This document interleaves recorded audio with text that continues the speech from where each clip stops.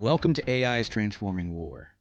Moving to first chapter, there's a battlefield where both armies have the same weapons capabilities, but one of them has AI and the other does not. Let's see how a battle between these two plays out. In the process, we'll learn why Vladimir Putin once told a group of young students that whoever leads in AI will rule the world, and why the White House recently issued its landmark national security memorandum on AI, calling it one of the most transformative technologies to national security in history. To understand this, I've teamed up with Marcus Vance. Hello? Good afternoon, Leo. The defense editor at The Economist, who is likely one of the most knowledgeable people on the planet when it comes to this topic. We're beginning to see artificial intelligence in pretty much every single decision made in war. So let me show you how artificial intelligence is transforming war. So now let's get back into this video. The examples that compel people the most are often the munition, the weapon system, the thing that does the killing, and this is the killer drone, killer robot. But what I think is that often the key decisions in war are not the ones at the very end. They're not the ones that happen just before a bomb goes bang. And I think that's where AI is really affecting the battlefield the most. Okay, so we've made these two hypothetical armies. Here on the battlefield, both of these armies are effectively trying to do the same thing. They're both trying to somehow get eyes into enemy territory, to find the enemy's most valuable military targets, to fix their exact location, to determine what weapons to use and how to properly target and deploy them, and then to actually fire on those targets, to engage so that it actually hits the target, and then finally to assess to see if it worked. This is called the kill chain, and it is how war is fought. But executing this kill chain is not straightforward.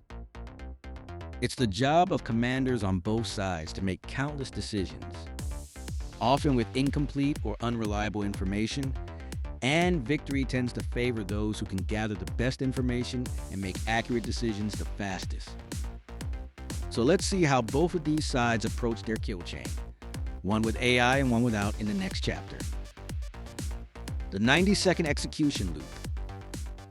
Now that we've set up our two hypothetical armies, let's actually watch this unfold. Remember, both sides have the exact same hardware, the exact same artillery, and the exact same drones. But on the left, decisions are made by human operators. On the right, every single data point flows into a central AI model. In the process, we're going to see how a piece of software completely shatters what military strategists call the fog of war, and why top generals are warning that the side with the faster algorithm will win a conflict before the human commander even realizes the battle has begun. We aren't just talking about automated robots pulling triggers. We are talking about an invisible layer of intelligence processing thousands of variables simultaneously. Let me show you how this rewrites. The kill chain. Before we look at the first strike, a quick note. When people think of AI in war, they picture autonomous sci-fi fighter jets. But the real revolution is born. It's data fusion. On a modern battlefield, you have thousands of sensors, satellite imagery, radio intercepts, civilian cell phone footage, thermal cameras on drones. A human team takes hours, sometimes days, to sift through that noise, find the target, and verify it. An AI system does it in seconds. Exactly. Let's look at step one of the kill chain. Find and fix. The human-led army launches a reconnaissance drone. The camera feeds video back to a command team.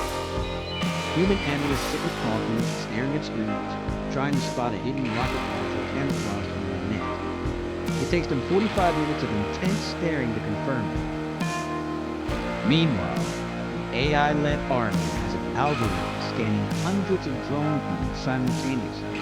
It detects a microscopic discrepancy in thermal pattern under a tree line, references it against 10 years of satellite history, identifies it as a missile launcher, and calculates its exact GPS coordinates instantly. Step 1 and Step 2, find and fix, are done in under 4 seconds. But finding the target is only half the battle. Now you have to choose how to hit it. You have to decide which artillery unit is closest, how much ammunition is left, what the weather patterns look like, and what the risk of collateral damage is. This is where the human decision-making loop completely breaks down under stress, and where the algorithmic army secures an insurmountable lead. Welcome to New Chapter.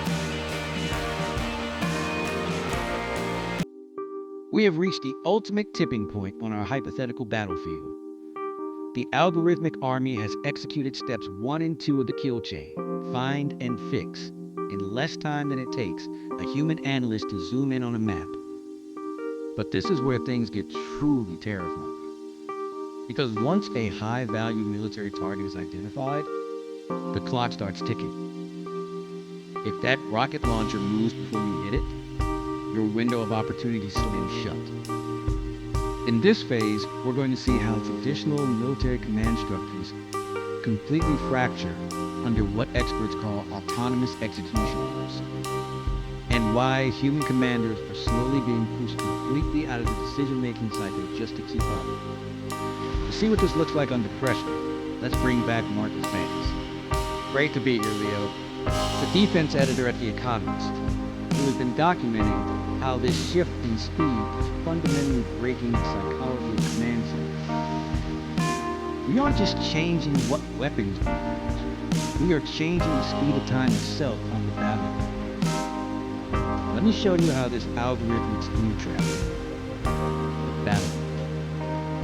Now back to the fight. In a traditional army, once a target is spotted, a long, vertical, bureaucratic chain of events.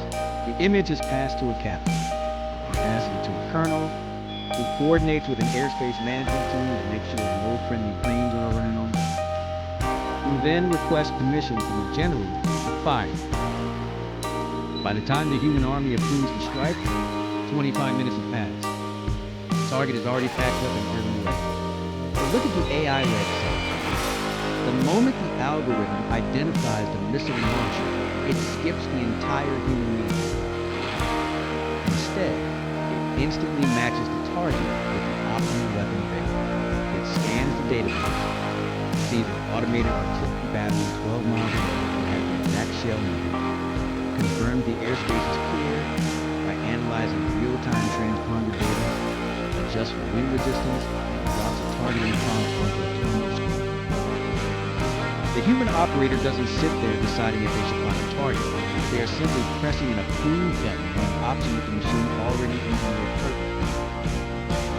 Step 3 and Step 4, target and engage, happen in near real time. And before the smoke even clears, autonomous reconnaissance drones are already flying over the impact, using computer vision to analyze the real and verify the message. Step 5, assess is finished. The algorithmic army has completed the entire kill chain in under 90 seconds. The human army is still waiting for their turn before it finishes. This disparity creates an agonizing realization of modern military. If you insist on keeping humans in charge of every single step, you will lose the war before your command should even knows it has been targeted. As we just saw on the battlefield, the ultimate enemy to success is decision fatigue and a slow feedback loop. Now let's step out and look at the final verdict of how artificial intelligence is permanently drawing a line in human history. So, we've watched this play out on our hypothetical battlefield. The algorithmic army didn't just win. They completely redefined what it means to wage combat. They compressed the time it takes to execute a full kill chain from nearly half an hour down to a mere 90 seconds. But this brings us to the final, most unsettling chapter of this reality. Because this technology isn't remaining confined to high-tech testing grounds. It is leaking out into the real world, shifting the global balance of power, and completely altering the relationship between technology giants and the state. In this chapter, The Silicon Valley Deterrent, we'll look at the terrifying logic of what happens when advanced artificial intelligence becomes the baseline weapon for global superpower competition, and why humanity might be standing on the brink of an automated arms race we cannot reverse. The ultimate question of modern warfare is no longer how we use AI on a localized battlefield. The question is, what happens when the algorithms of global superpowers are forced to face each other? Now let's step back and look at the macro picture. When you look at the reality of modern defense strategy, the biggest shift isn't just government laboratories inventing software. The cutting edge of AI development is entirely commercial. It is happening in private corporations, built by commercial software engineers, and scaled via global data centers. This means that civilian tech executives now wield unprecedented influence over national security decisions. And that introduces an entirely new kind of instability. Think about the gravity of what Marcus is saying. In traditional history, governments manufactured their own stealth bombers and nuclear warheads in secret military facilities. Today, the core algorithmic infrastructure driving national defense is owned by a handful of tech companies in California. This creates a high-stakes, hyper-velocity race. If one nation deploys an autonomous network capable of making strategic choices in seconds, its adversary cannot afford to wait for a human president or prime minister to review a memo. To stay competitive, the adversary must automate their own command loop to match that exact same speed. This is the automated feedback loop. We are moving toward an era where algorithms are monitoring algorithms. If an AI system misinterprets a standard military exercise or a cyber intercept as an incoming strike, it could initiate an autonomous counter-retaliation in milliseconds, long before any human operator even has time to realize a mistake was made. This is precisely why international bodies and the United Nations are frantically calling for a binding treaty on autonomous weapon systems. It's not just about the morality of an automated drone. It's about preventing a scenario where human civilization completely loses control of its own escalation cycles. The technological line in the sand has been drawn. The future of war isn't about building bigger bombs or heavier armor. It is entirely about who owns the fastest, most resilient code on the planet. Throughout this entire video essay, we've explored how complex systems rely entirely on cutting down latency and optimizing decision-making. We have reached the absolute edge of this technological horizon. We've watched how artificial intelligence completely compresses the tactical kill chain on the battlefield down to 90 seconds. We've seen how it forces global superpowers into an uncontrollable, high-velocity software race where human commanders are slowly being cut out of the loop just to keep up. But this brings us to the final, most haunting question of all. What happens when artificial intelligence moves beyond tactical target selection, enters the realm of strategic, grand, geopolitical decision-making?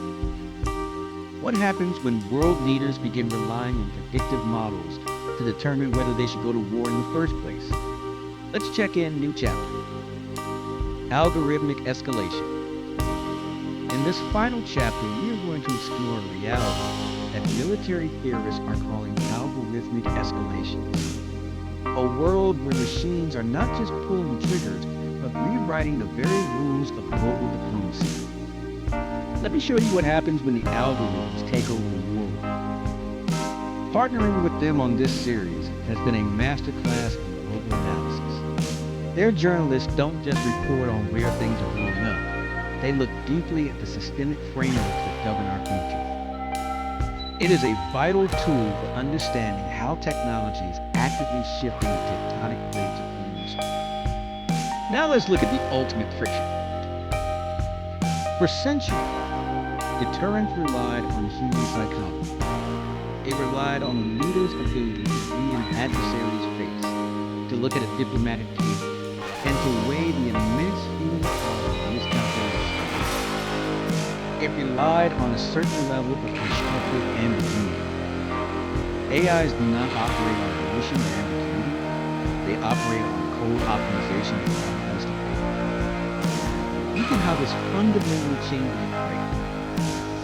Imagine a future geopolitical standard. Both nations have their intelligence feeds hooked up to massive predictive AI. The machine is constantly punching trillions of data points, troop movements, cyber activity, social media sentiment, economic indicators, to calculate the probability of an imminent attack. Suddenly, the adversary moves in armored division. The human president might look at that and say, let's wait 24 hours for a diplomatic phone call. But the AI strategic mind analyzes the data and alerts the command center. The probability of enemy first strike is at 94.2%. Waiting 24 hours drops our survival rate to 5%. Optimal strategy: launch a preemptive cyber and missile strike immediately. This is the speed trap of machine diplomacy. When the algorithm tells a leader that waiting means certain defeat, the human willingness to pause, converse, and de-escalate is completely erased by a mathematical prompt on the screen. We are entering an era where the data itself forces the hand of the state. If both sides are relying on automated predictive logic to outmaneuver one another, an entirely accidental event, a glitch in a satellite, an automated trading crash, an unannounced cyber test, could be interpreted by the machine as the opening salvo of World War III, triggering an automated counter-response where a single diplomat can pick up the phone. The ultimate transformation of war isn't that robots will replace the soldiers. It's that data loops are replacing the statesmen. We are building a world so fast, so precise, and so heavily optimized that human judgment is becoming the slowest, most inefficient part of the entire system. It cuts out all the decision fatigue and keeps me completely disciplined, no matter how intense my production schedule gets. Thank you so much for walking through this journey with us. I will see you in the next video.